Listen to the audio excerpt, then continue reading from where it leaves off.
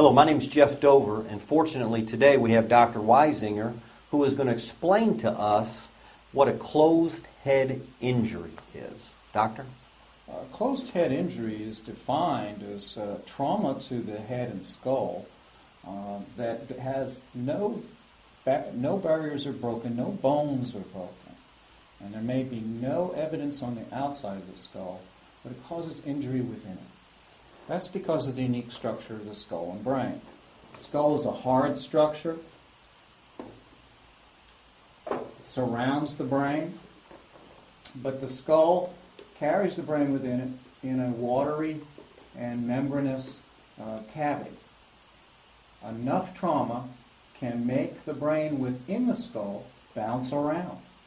And as a consequence, you can get everything from a contusion or concussion or serious bleeding injuries. Now, can you explain kind of the mechanism of the brain when an accident occurs in a car accident, Doctor? It depends a lot on where the trauma came from. If the trauma comes from the front, and the skull is hit here, many times you will have what's called a contractile lesion, where actually, because of the bouncing of the brain within the skull, the injury is to the back of the brain and not the front.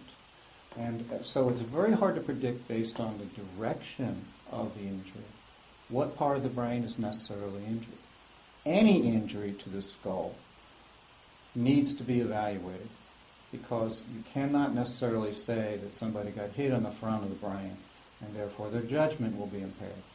They may in fact have injured their ability to see on the back of the brain instead. Very good. Thank you, Doctor.